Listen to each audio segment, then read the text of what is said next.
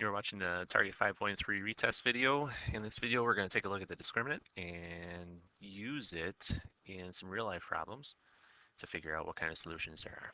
So make sure you have your packet. You need to complete the whole packet before you're allowed to retest.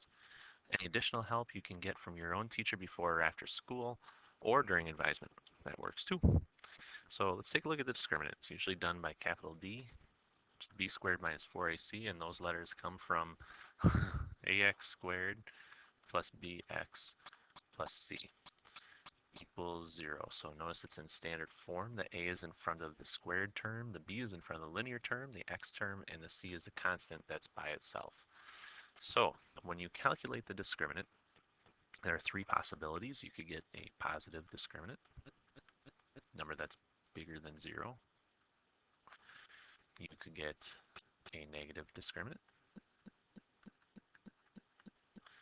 so d would be less than 0. Or you could get 0. So that's when d is equal to 0. So three different things happen when you have these ideas. So in the quadratic formula, the discriminant is the piece that's underneath the square root sign. So if I write the quadratic formula, if you write out the quadratic formula, you see that the discriminant is underneath that square root sign right there. So having said that, then, if you have a positive answer, you're going to get some real numbers there. They might be decimals, but you'll get some real numbers there. If you have a negative underneath there, you'll get some imaginary numbers. So your solutions will be imaginary. If you have 0 under there, plus or minus 0 will just get you one answer. So how does that look like on a graph? Well, if you have two answers, you're going to have a graph that goes through the x-axis twice. And it could open up or it could open down, either way, but you're going to get something that hits the x-axis twice. If you have a negative underneath there, you have imaginary solutions. So this graph will not hit the axis either way. So, I mean, it could open up or it could open down, but you're not going to get something that hits at all. Whereas if 0 is underneath the square root sign, plus or minus 0 gives you the same answer. So what you'll see for all of those graphs is that it hits once. And again, it can be anywhere along here. It can open up or it can open down, but it's going to hit once. So the positive discriminant is when you have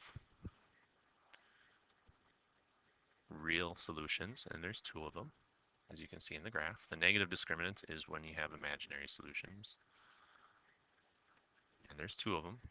And the 0 discriminant is when you have real solutions, but there's just one. So those are the three possibilities. I think you see that on your note sheet. A good thing to do would be to pause the tape right now and copy all that stuff down. But let's take a look at some of the problems.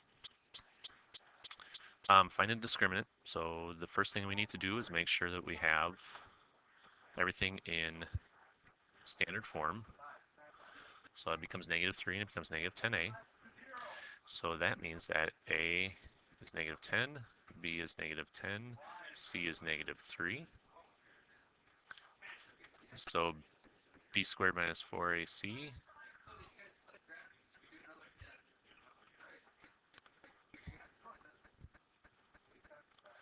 ends up being 100, and then negative, negative, negative is 3 negatives, that's a minus. 4 times 3 is 12, times 10 is 120, so I get -20 for this one.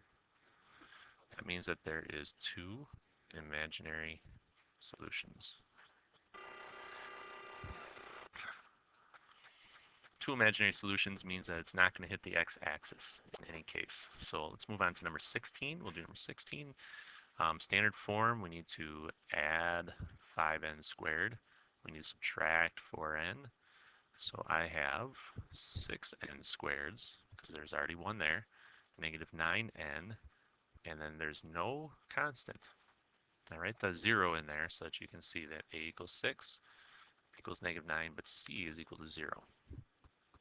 All right, now calculating the discriminants. -9 squared minus 4 times 6 times 0, 81 minus 0, or 81. Okay, so quick note. Notice on both of these, -10 squared, -9 squared, we get positive 100, positive 81. That was a huge mistake I saw in a lot of the problems, was that people didn't think to put parentheses on their calculator.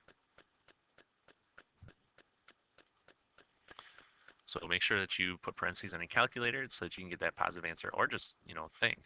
Negative 9 times negative 9 is positive 81. Negative 10 times negative 10 is positive 100. So make sure that answer makes sense. In this case, you get positive 81 for your discriminant. That means that there's two real solutions. Positive. All right, let's try the word problem number 18. So all it's asking you here is not when does it hit across the tree. It's not asking you to solve anything. It's just saying, does the ball make it over the tree? So if we think of this graphically, you have this ball and it's going up, and hopefully it's over the tree, but we don't know. So here is the height of the tree right here. We're just trying to see if the ball goes over that height. Well, it's 50 feet tall, so we want 50 on that side. Okay, so we're just trying to figure out, does this ever equal that? So we need to write it in standard form.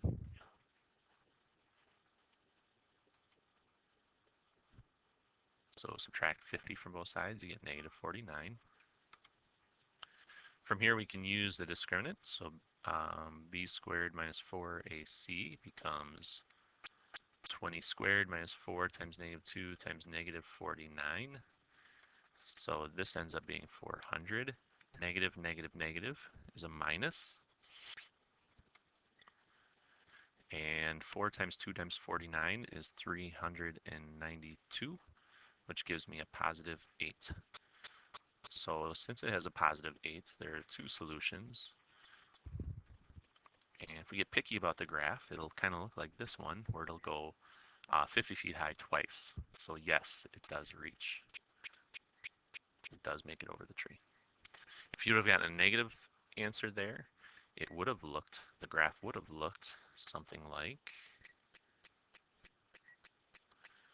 this, where here's the height of the tree, and the ball would have gone like this because it never touches the 50.